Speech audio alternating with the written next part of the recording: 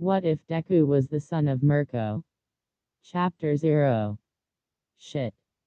That damn bastard Hisashi. I knew I couldn't trust him. A beautiful white-haired woman with ruby, red eyes and slightly darkened skin ranted in anger as she walked through the park.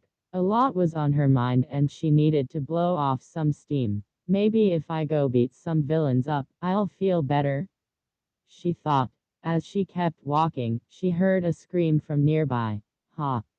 What perfect timing. I'm really itching for a fight. She leapt into the air, leaving some cracks in the sidewalk from the spot she was just at. Meanwhile, a villain with a typical thug look and style with a mask covering his face was running on the sidewalk away from a screaming woman with a purse in his hand which he just stole. I need to get out of here before any heroes arrive, he thought. Damn that woman. Why did she have to make this more difficult and scream so loudly? Maybe if I would have killed her. No. I can't have that shit on my record. I just need the money. As he was talking to himself, he began to near an alleyway. Well, if I can just slip through here, all will be. His thoughts were interrupted as he heard a female voice from above him yell, "Lunar Fall." Shit.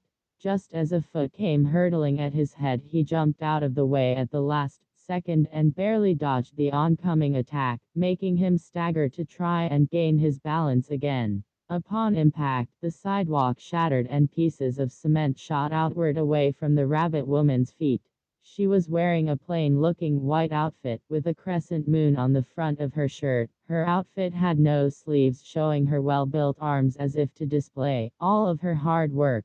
She had a white fluffy collar on her shirt. She wore white gloves that looked a bit too big for her hands, and she had purple stockings that went up just right above her knees, showing her muscled thighs, and on her feet were what seemed like metal-plated shoes in the shape of rabbit feet. Oh? You must have good reflexes to dodge that. Is this your quirk, or have you trained your instincts? The white rabbit lady asked, staring down the thug with a wicked grin, as if she were staring down some prey in excitement. What the hell? You could have killed me. And why the hell would I tell you? You bunny bitch. The thug shouted at his attacker, who seemed to have a slight reaction to the last remark, noticeable by the slight ear twitch from her elongated ears. Bunny? Her smile slightly dimmed, but still kept up, though despite this she was now emitting an even more dangerous aura. I'm a rabbit. And I would advise you not to piss me off right now, small fry, she stated as she lowered her upper body into a halfway runner stance. The thug felt shivers down his spine and instinctively pulled out a knife he had hidden in his black leather jacket. Don't come any closer, he shouted in fear, and panic etched in his voice. His eyes darting around to find a way out of this, but his senses were still focused on the woman that stood before him. Immediately the woman burst off the ground, carrying the wind with her, making it whistle in tune as she jumped around the thug, looking for an opening, and once she found it, she immediately sprang forward, and did a somersault, landing her right foot onto the back of the thug's head and smashing his face into the concrete, splintering it as his body went limp, and the knife dropped from his hand. After she had landed the kick, she felt a little tired. Huh? That's strange. I know I shouldn't be this tired after dealing with just a low-life thug. I also feel a bit queasy. She decided to ignore the feeling and fling the limp body of the now unconscious thug around her right shoulder. She made sure to also pick up the knife and purse to turn them into the police station. Since no one was around here, she couldn't confirm who the purse belonged to and decided to let the police deal with it. After she talked to the police and left them with the criminal and the items, she walked to the hotel room she was currently staying at. The tired feeling and queasiness was getting worse, but she still didn't let it show. Even though she just recently became a hero, she was already gaining popularity, and since she had nothing else to do but hero work, she had dedicated pretty much all of her time to it, but this was the shortest patrol she ever had. I can't be sick, can I? There's no way. I never get sick, she told herself in her head. Ugh, I don't want to go to the doctor because it's like asking for help, but if this impedes my hero work, then I have to. Damn it. Was it that guy's quirk or something? After she reached her hotel room, she ate a bit and started to drift asleep. Well, if it gets worse in the morning, then I guess I'll have to check it out, she stated in her mind as she drifted asleep. The moment she woke up in the morning, she felt a headache coming on, and her nausea had gotten to her as she immediately ran to the bathroom and threw up her dinner last night. What? What the hell? She yelled in frustration while wiping her mouth with a towel. Yeah, okay, I guess I have to. She grunted, not wanting to do what she needed to do. She hesitated on reaching for the phone but decided that not telling anyone would just make it worse, and she wanted to be better as soon as possible to kick some more ass.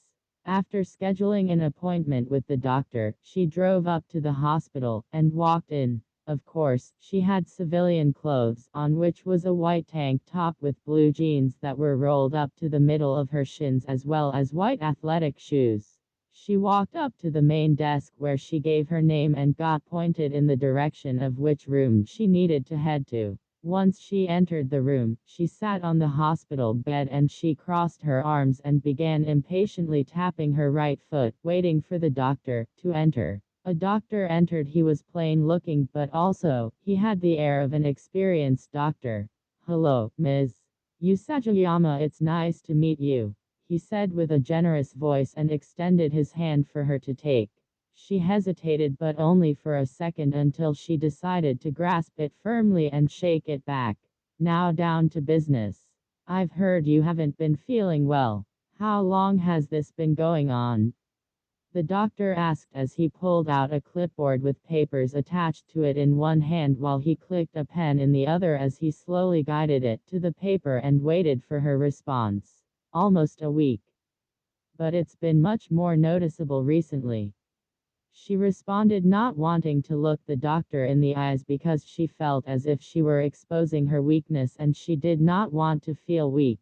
The doctor nodded before scribbling something down in his notes. He then asked another question. What are your symptoms? He inquired. I've been feeling more tired lately. I feel nauseous sometimes. I have a headache going on and off. My temperature has been higher than normal for a while, and I've had a few weird eating habits lately, she said, still looking away from the doctor. I see, the doctor said before writing down a bit more and then clicking the pen and placing back into his shirt pocket while setting down the clipboard. Well, first let's do a normal checkup, and then we'll see what tests we need to run from there, he said before he made sure all of the equipment from the room was ready, and then she went through a bunch of typical tests until moving on to some more advanced tests to try and find out about her symptoms. Rumi Usagiyama was thumping her right foot impatiently. She hated this. She was so bored and annoyed that the doctor was taking so long. She wanted this to be over already so he could prescribe some sort of medicine, and then she could go home. Then her tapping stopped as her rabbit ears picked up footsteps in the hall heading for her room's direction. The doctor opened the door and she immediately noticed the slight cheerful mood he was in. This irritated her. What the hell? Why is he so happy? Did he just joke around with his doctor buddies or some stupid shit, and that's why this dumb medical exam was taking so long? She thought as a small tick appeared on her head. The doctor took a seat in front of her with a clipboard and papers in his hands again. Well, Miss Usagiyama, we have found out what is causing these symptoms, the doctor said while still looking at his papers. Good, now can I have whatever you prescribe me and leave already? Rumi replied in a scoff. I'm afraid it's not that simple, said the doctor with a slight hint of amusement on his face. This angered Rumi. This bastard, what the hell does he find so funny? She thought as her anger grew a bit more. Well, then what the hell is it? I'm strong enough to take whatever it is. So, spit it out, she said with clear anger in her tone. Okay, Ms. Usagiyama. You're pregnant. The doctor replied, still holding a hint of amusement on his face. Rumi froze in place. Her anger was overcome with shock, and it showed clear as day on her face. Pregnant. What? There's no way. She looked down towards her belly. Could I really be? No. Her face then was instantly replaced by anger again, but this time it boiled over as she got up from the bed and grabbed the doctor by his collar, as she lifted him up with one arm as she wound the other one for a punch. What kind of fucking joke is this? What kind of doctor are you? She shouted in anger as the doctor's amused expression faded into a bit of fear. Rumi liked that expression better than the smug look he had earlier. It suited him better. Please settle down, Ms. Usagiyama. I promise you that it's no joke. He stated, huh? She said, winding her fist back a little more. Wait. See, look at the results, he said as he shakenly puts out his arm with the clipboard and papers in it. She swipes it away from him with her hand that was curled into a fist, and as she began to read, her anger was once more replaced with shock as she let go of the doctor and his butt hit the floor with a thud. The test read pregnancy positive. After leaving the hospital, Rumi was still filled with shock and disbelief. She didn't have time to become a mother, and she wasn't suited to being a mother, or at least that's what she thought of herself. But she also couldn't bring herself to just abort it. She felt as if she did that, she would stop a life, and as a hero, her job was to save lives, not end them before they even started. She couldn't put it in the orphanage either. After all, she was raised in an orphanage and she was all alone. She did not want the baby to feel that way or resent her for making such a decision. She had to keep it and raise it to the best of her ability, but if she wanted to do that, she couldn't do as much hero work in the future. Luckily, while she's pregnant, she would basically get paid leave and the government would assure protection of her child since she is a hero and the next generation is very important to preserve. Even though it would be boring living a normal life for a while, maybe she could try and prepare. She would definitely need to tell this to her friend Ryukyu. Maybe she would have some advice on what to do. She always has a soft spot for children, so she would obviously want to help me. Maybe she could look after her child sometimes. I also travel a lot since I've been traveling around Japan to do my hero work, so I would need to probably stay somewhere to give the baby a safe environment and an education. Ugh, this is making my head hurt worse. When she got back to her hotel, she immediately called Ryukyu to tell her the news. Of course, she was ecstatic like Rumi expected, and she was willing to help her with anything she needed.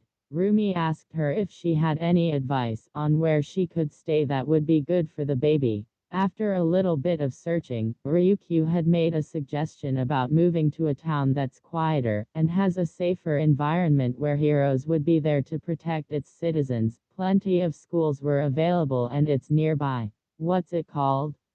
Rumi questioned. Musatafu, replied Ryukyu. It has been almost 9 months since then. She had moved into a small apartment just to keep things simple since Rumi didn't really like staying in a large place and she didn't want to buy a house because once she returned to her hero work, she would like to roam freely still. Although Rumi was a bit bored, she would make sure to work out to keep herself in shape for when she goes back to doing hero work. After all, nothing would stop her from being a hero, no matter what life threw at her. Her friend Ryukyu came to visit a few times and kept reassuring her that she would get back to doing hero work soon, but advised her to resist her urges to fight someone. Ugh, when is this baby gonna come out?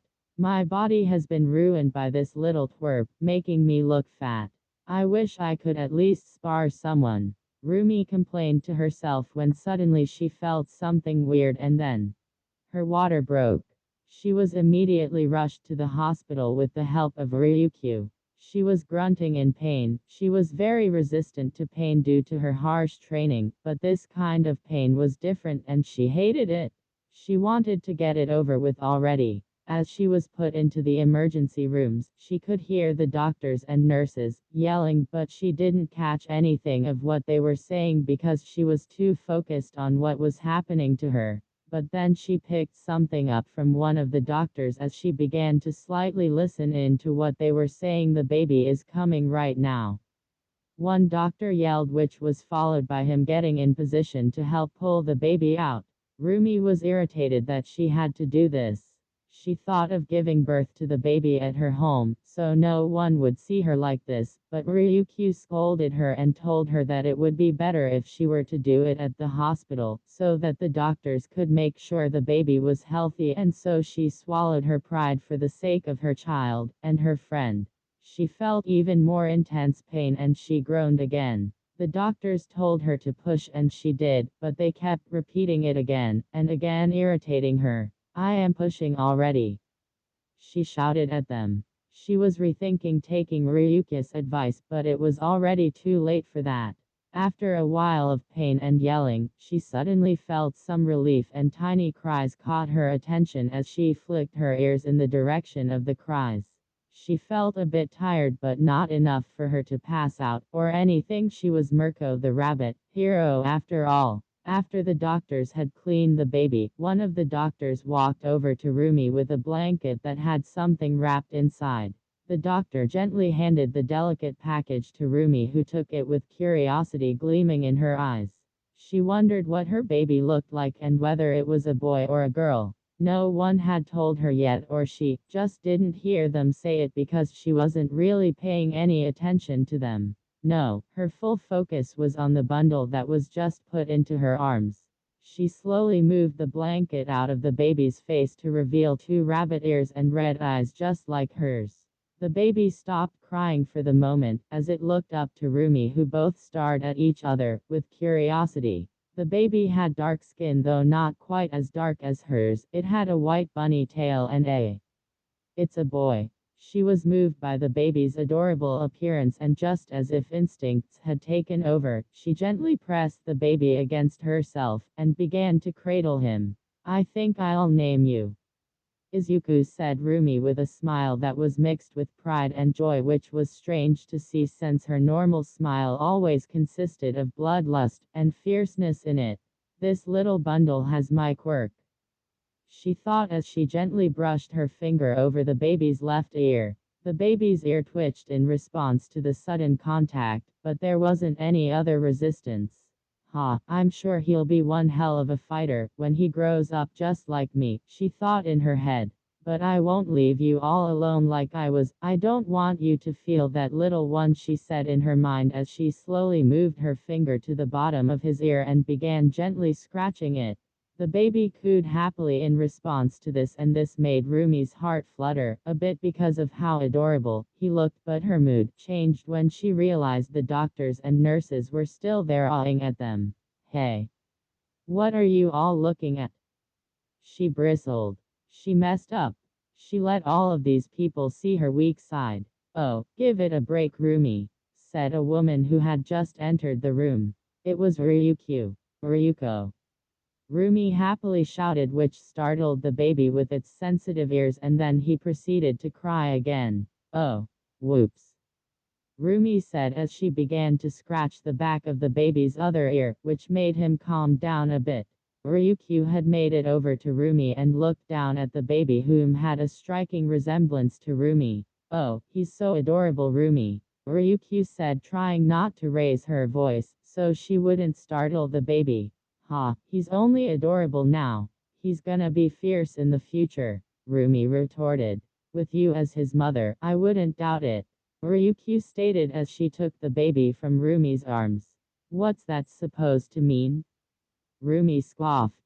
You of all people should know exactly what I mean, Ryukyu said as she let the tiny hands grab onto her index finger. Rumi said as she got up from the hospital bed, not giving Ryukyu the satisfaction of continuing their argument. Wait, Ms. Usagiyama, you just gave birth. I wouldn't recommend standing up right away, one of the doctors pleaded. I'm perfectly fine. If anything, I'm a bit relieved, said Rumi as she began to stretch. The doctors were shocked about how casual she was and how much energy she still had left right after giving birth. After a while of letting Ryukyu coddle the baby, a nurse reached her arms out to take hold of the baby, but was met with an intense glare and a tight grip on her arm that stopped her. The nurse turned in fear and shock towards the direction of the strong hand that had just gripped her and stared into the intense eyes of a protective mother. Eep. The nurse let out a terrified squeal from receiving such a glare. "What are you doing?" asked Rumi with an intense voice that matched her glare. I was just going to take the baby and see if he's healthy," she responded in a shaky tone while still trembling. Ryukyu sighed. "Rumi, they have to make sure he's alright before you can just take him." "Ugh, fine. But I want to be around him while you do it, understood?" Rumi said in an intimidating tone addressed to not just the nurse but all of the medical professionals in the room, which made them all start to tremble as they all nodded in unison. Ryukyu laughed. She's never seen Rumi like this. It was like Rumi had just awakened her motherly instincts the moment she laid eyes on her child. It was also a good thing she decided to come to the hospital with Rumi, or it could have been a bloodbath. Plus, she wouldn't have wanted to miss the birth of her new nephew. She was going to spoil him to death. It had been 6 months since then, and little Izuku was learning quite fast for his age. Although he was still a baby and had little intelligence, he seemed to take in everything around him, being a very curious little rabbit, although at times it seemed that he may be developing his mother's stubbornness. When he didn't want something, it would mean she would have to force him to take it, because once he had his mindset into pushing away something, he wouldn't take it no matter what.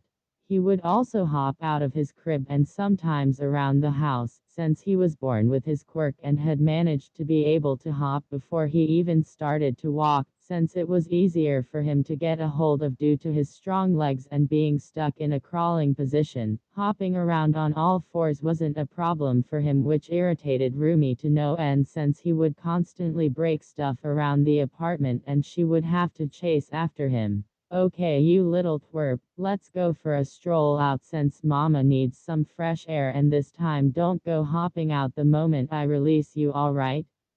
Rumi said with a stern voice as she buckled the 6-month-old Izuku into the stroller. The toddler only made incoherent noises in response, as any toddler would at his age. That better have been a yes.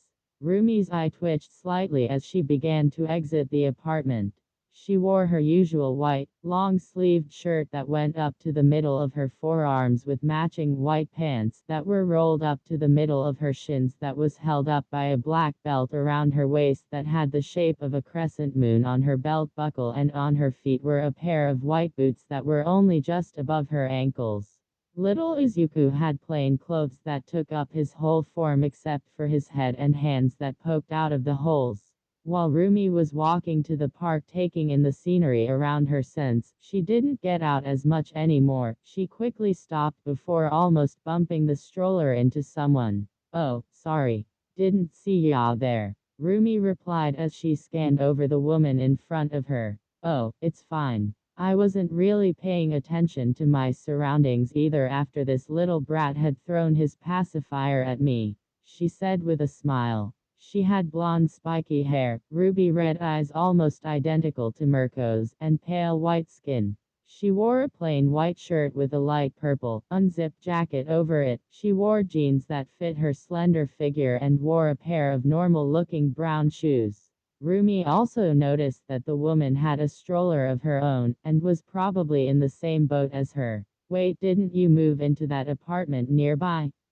I think I've seen you there before," the blonde woman asked, and proceeded to put her finger to her chin and look up in a thinking pose. "Yes, I have. Although I moved in 6 months ago, I really haven't met anyone in the neighborhood," Rumi said before pondering a question of her own. "By the way, what's your name?" The blonde woman had stopped her thinking pose and immediately answered with a slight smile. "Oh, sorry, my name is Bakugo Mitsuki, but you can just go ahead and call me Mitsuki," she said, still holding her smile. "My name is Usagiyama Rumi, but you can call me Rumi if you want." Rumi said as she relaxed her arms to slightly lean on the stroller and rose a smile from her face back to Mitsuki. Wait, do you mean the Rumi Usagiyama? The one that rose through the hero ranks faster than basically any other hero before her, but then suddenly disappeared from hero work? She asked in shock. Rumi couldn't help but laugh at the woman's reaction. Yep, that's me, she said with a wider smile. I was planning on breaking the top 10 real soon, but then this little guy had to make his surprise entrance into my life. Rumi said with an even wider smile as she pointed her index finger at the little 6-month-old in her stroller. Oh my. I can't believe a pro hero is living next door, and not just any hero. One of the rising stars that I've seen on the news countless of times. Mitsuki said in an excited tone. Oh, and what's this little guy's name? Mitsuki asked as she got closer to the stroller to inspect the little 6-month-old. Ah, this little twerp? His name is Izuku and he's 6 months old, but don't let his age fool ya. He's quite a handful since he's already capable of jumping 7 feet into the air, Mirko said in a mixture of pride and annoyance. Wow. I see he's really taken after you. Mitsuki giggles after she overcame her shock from learning that a 6-month-old could jump so high even with a quirk. Oh, and here's my little brat, Mitsuki said as she turned her stroller around to let Rumi see a boy that was the spitting image of his mother except smaller and with an angry expression. Rumi looked at the small child for a second before Mitsuki continued. He's also a handful, and unfortunately he's taken more to my personality than his father's, so he'll have tantrums all the time. Teach, she said while looking down at her son with an annoyed glare, but then her expression softened after a second. But I still love him and I know that greatness awaits him in the future, in no matter what he does. Mitsuki says while her expression completely did a 180 to a soft and caring smile as she patted her son's head, gently, which only led to what sounded like a grunt from the small blonde child. Well, Mitsuki, I hope we can get along as neighbors and maybe become friends, Rumi said as she smiled and extended her hand towards Mitsuki. Yeah, I hope we will, Rumi, Mitsuki says back with another smile as she grips Rumi's hand and they both shake. Well, I hope our brats will get along well in the future too. Ha, yeah, maybe we can schedule play dates sometimes. It'll be great to have someone to talk to that also has a troublesome little twerp, Rumi replied as the two began to stroll around the park with their kids. End of chapter 0.